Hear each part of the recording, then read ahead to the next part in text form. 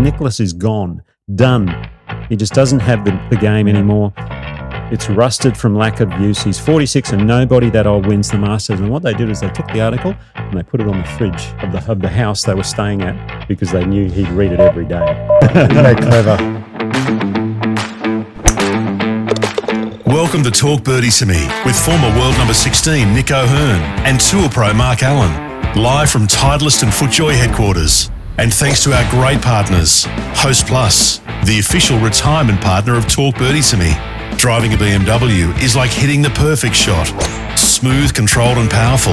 Titleist, the clear #1 ball in golf. FootJoy, the #1 shoe and glove in golf. Better. When the greats bet, they bet with Better.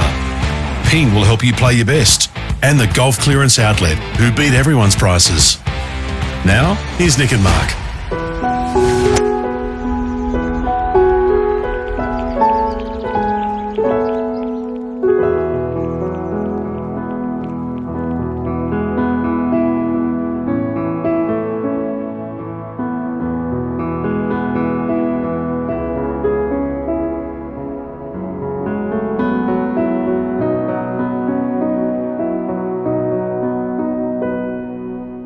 G'day everybody, welcome to the program. It is 40 years since the 1986 Masters. Most people think it is the #1 tournament ever played. I'm in that camp.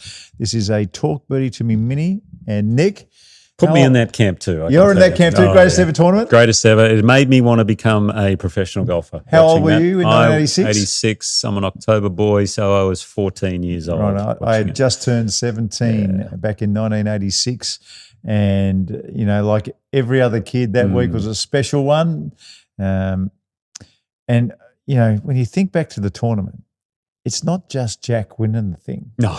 There were so many big players in the event. Oh, well, it's funny. I did a little bit I knew we were going to do this, so I thought I want to just get a bit of a backstory, him leading into the event and what it was like. And there's a great little article on masters.com, their website. It's a really good story about everything. So, first and foremost, that was the year they introduced the official World Golf Rankings. Yeah. It was called the Sony Rankings, I think, back that's then. right, yeah. And I was going, okay, who was #1 around that time? Can I guess? Go for it. Seve Ballesteros. No, he was #2. Ooh. Do you want to keep playing this game? Yeah, I do. Can I say Nick Faldo? No. Curtis Strange? No. I don't know then. Okay. Langer was #1. Langer was I guess he won the Masters the year before in 1985. And the Australian Masters in 1985. There you go. Yeah. Seve was 2. Sandy Lyle was 3. Wow, Europeans. 1, 2, 3. Tom Watson was 4. Yeah. This one surprised me. Mark O'Meara was 5. Yeah, he didn't win majors until truly after he won 1986. Won a lot of tournaments okay. in the early to mid 80s. And then Norman was 6, #6.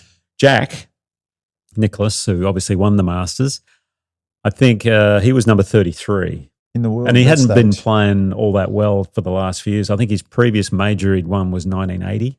Is that the US Open at Baltusrol? Yeah. That's correct, yeah. And they say he went into Augusta. So what Nicklaus's routine was this. He'd always go a week or two before and just start playing and practicing. Yeah. Great idea, by the way. At the course. At the course. He played at Augusta. 36 holes a day, basically, is what he used to do when he was younger, but I think he'd go and play and practice a lot. And he said, I think I found something that week before. Right. As it turned out, the week of the Masters, there was a guy called Kenny Knox. He was a local Georgian guy. Good putter, Kenny Knox. Got his first invite to the Masters. Yeah. And one of the things he always wanted to do was have a practice round with Jack. So he went straight to him and they set up a match, him and Jack versus Andy Bean and Greg Norman. Oh, good match. Ball. Yeah, righto. And Jack says to Kenny, you don't want to partner with me, I'm playing crap. You know? Right. So, but anyway, they went out. Apparently they birdied the first 5 or 6 holes and they beat Norman and Bean on the 18th hole. So that would have been a fun match to watch, wouldn't it? Yeah, really good. Yeah, what about the big putter he used that week? Yeah. Remember, like that was the McGregor Response is what it was called. How do you remember that name? Oh yeah, it was crazy. If you haven't seen it, it was so ridiculously big. It was just a ping answer copy. What do they call those? But it was. I'm going to say 3 times as big. Yeah, as what a ping answer was in those days. And no one else ever used it either. No, it was never used ever again. I think Nicklaus moved. He didn't use it for much longer than that particular week. I don't think so. But I remember seeing him putt when he started to get into contention kind of on day 3, and I was up on a Sunday morning watching it like all the Australian kids, and we were laughing our heads off at how stupid the putter looked. Yeah. But he had his son, Jackie Jr., Yep. On the bag, and there was apparently at the start of the week, they fired him up by putting an article that a local reporter had written, a guy called Tom McAllister, and it said something like this. I wrote it down. He says, Nicklaus is gone, done. He just doesn't have the game anymore. It's rusted from lack of use. He's 46 and nobody that old wins the Masters. And what they did is they took the article and they put it on the fridge of the house they were staying at because they knew he'd read it every day. Right. Isn't that clever? Fire him up. Yeah, that is so good. I love that stuff. Yeah. But, the tournament was Seve's to lose. That's the way I remember it. And, you think of the play, I mean, Seve was playing with Tom Kite. So Tom Kite was right up there as well, who was Well, Norman was leading going into Sunday. Yeah. It was Norman, and then it was Langer was one back. Yep. 2 strokes backs was Watson, Seve, Kite, Nicky Price, and then you had Sandy Lyle, who Jack was playing with. There were 7 players in front of Nicklaus playing that Sunday, but how's the calibre, the quality of players that he had to go? And then the front 9, he wasn't doing much. No, he was quiet. He was absolutely quiet. But there was plenty happening before that. So, he started. He birdied 9. Yeah, so funnily enough. And birdied 10. So, and everyone says the birdie on 9 got him going. It was actually the previous hole, the 8th, where he'd driven it right. Yeah. And he was trying to hit this big slingy cut to get it up and over the hill. He said it's come out the toe and it's missed the pine tree in front of him to the right of the tree rather than the left by a foot. He says, if it hit the trees, he might have still been in there. Basically. He got away with it, made a par, and then he birdies 9, birdies 10. Birdies 10. Birdies 11. Birdies 11. 11 was a huge birdie, and then he was in the picture until he bogeyed 12. Yeah, he missed about a 6 or 8 footer or something like that. So he bogeys 12. You see him bang the putter into the ground after he missed it too. And then we didn't kind of hear from him. He made that regulation birdie on 13 where he knocked it on in 2 putted. Big drive. I remember that. He was so far around that corner that he was close to Rays Creek. Yep. And I reckon he might have had a 6 iron. 6 iron, I think it was. 6 iron in back in those days with wooden clubs. Yeah. And then, of course, Seve started making waves because he eagled 13. Mm-hmm. Remember the shot? Yeah, I landed short. I remember the swing. We'll have that swing for you. Like he did a little forward or a back move, and then the big Seve action. But he's walking after it, and he's talking to the ball, and then when it's on the green, he gives it a handshake to the caddy. And he's waving the cap, and it was brilliant. Just huge, huge.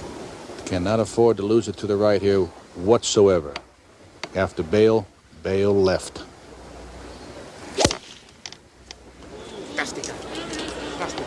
That is right in the middle, almost where Nicklaus hit it. In fact, he's running up. Watch out. Here it comes. Here it comes.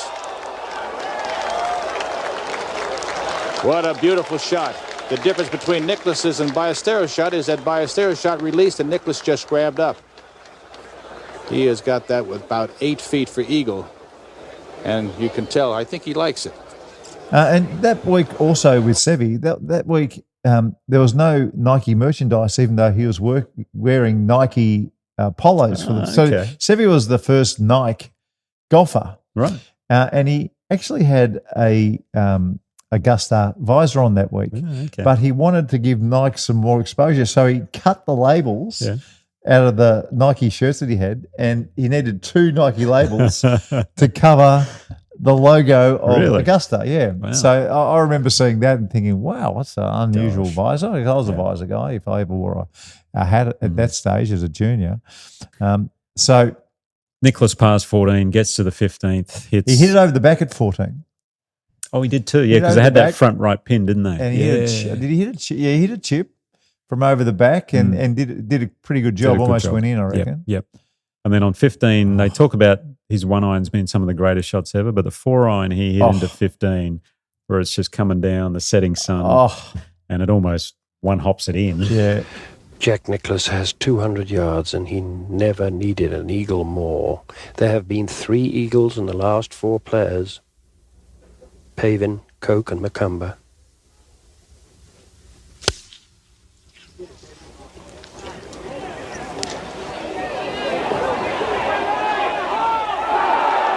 And he's got a chance. He's got a very, very good chance of an eagle 3 to make him 7 under par. And the old bear is back. And then the famous putt, wasn't it? The putt was enormous. They reckon there was who were the guys in the group in front? It was Well, Gary Koch and Bob Tway. Yeah, they couldn't. Were on the couldn't putt. 16th tee, just watching all this unfold. They couldn't go. They couldn't hit their shots on 16.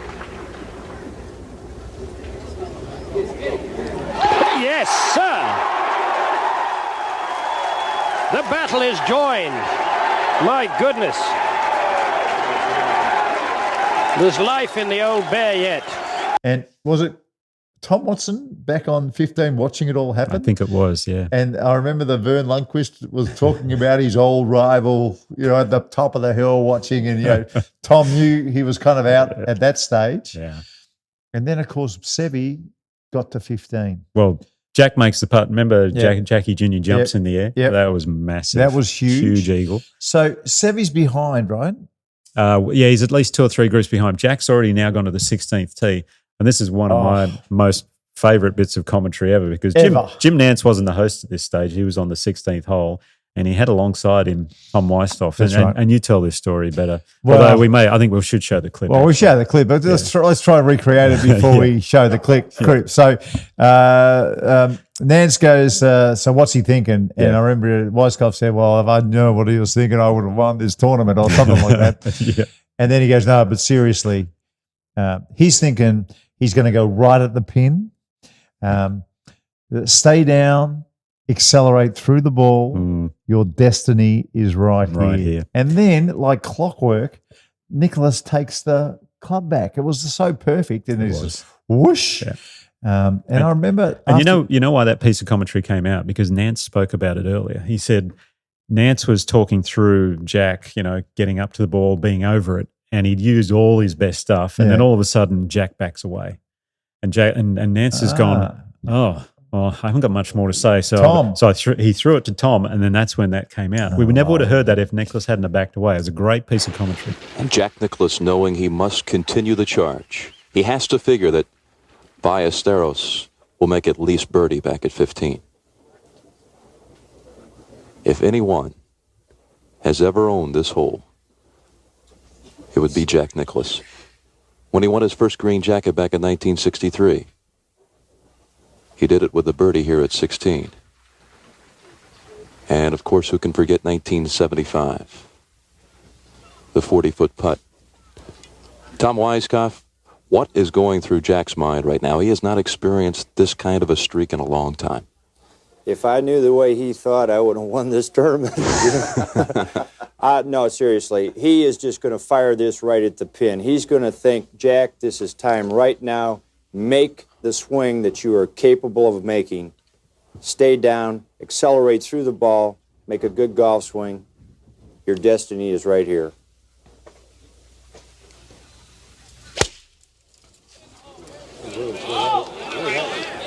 It's right at it.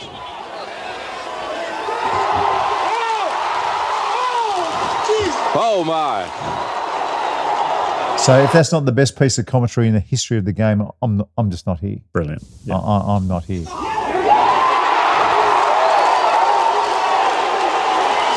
And there's no doubt about it. The bear has come out of hibernation.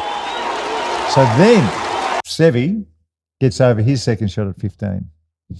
And when he has hit it in the water, and that was one of the ugliest swings that Seve has ever made in his whole life. Yep. I think he was between clubs, and we know on 15 you don't want to be between clubs. No way. He was trying to cut something up, I reckon, and he just double-crossed it and hit it fat, and it was just horrendous. That'll be a 4-iron. Oh, he's pulled it. He has pull-hooked that. That's destined for the water. And the foreign invasion is reeling under the bear's attack. And I think Seve didn't Seve, like it was Vicente was on his bag, his brother. Yeah. And Vicente kept on telling him to hit one shot, but Seve wanted to hit the other. And I think he always blamed Vicente for losing that It's Masters. never your own fault. So for losing that Masters. But then 17, Nicklaus drives it up the left, hits a shot over the trees to, what was it, 15 feet, 12 feet, and then one of the great. Well, we said the commentary on 16 was good, but the roar and the Vern Lundquist, remember? And the look and the putter going up, and we got the picture behind behind us. us. In the background. Look at the little bit of light is too, right on his putter head. I'll never forget that. Maybe. Yes, sir. And basically the whole place was just shaking at this stage. So let's relive that. Maybe. Yes, sir.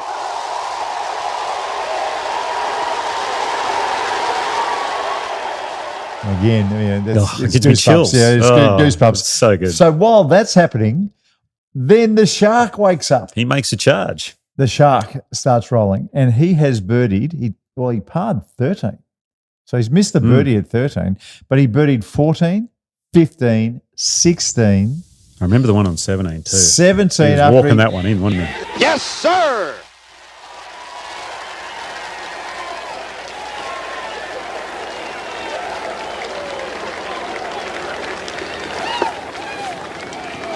My gracious, what a day. Remember the shot through the trees to get it there to 10 foot and then walk that one in with the putter in the air? Yep. He was running down the hill.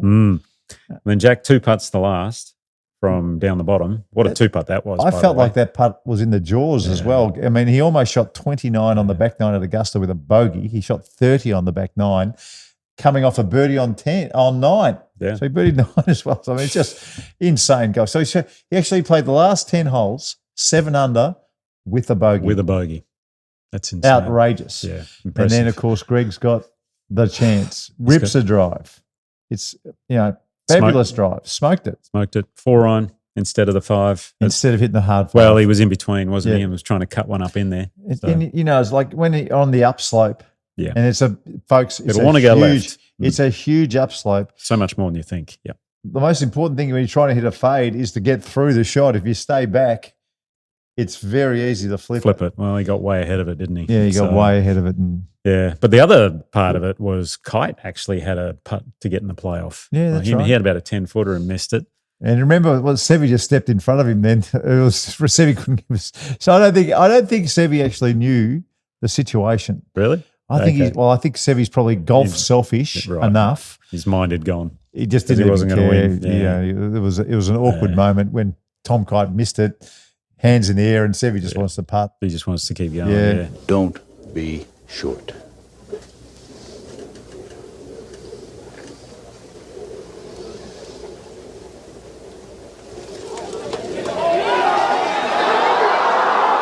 Short. He had to hit it. It lost its speed, took the break. The only thing it lacked was a little more speed. But the enduring memory or moment, I guess, is Jack and Jackie walking off the green, arm in arm. The crowd's there, and then he had to wait till he was in Butler Cabin to see if he'd won or not, or afterwards, right? Because they were still playing. That's exactly right. It's 18.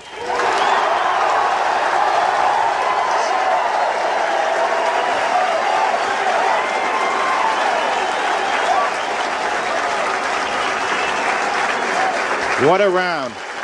What a player. Beautiful.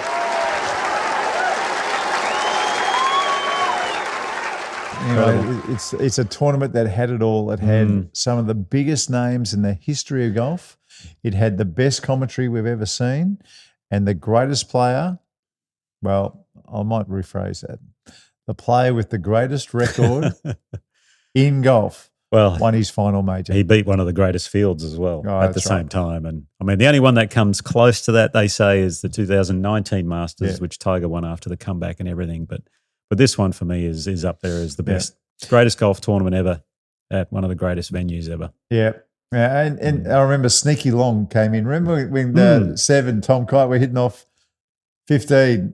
Sneaky Long. He's sneaky long. That came into golfers' vernacular all of a sudden. Anyway, that'll do us, Nick. But what we'd love, folks, is if you go to talkbirdie2me.com.au, just scroll down a little bit, push the button, tell us your famous, most fondest memory of that famous tournament.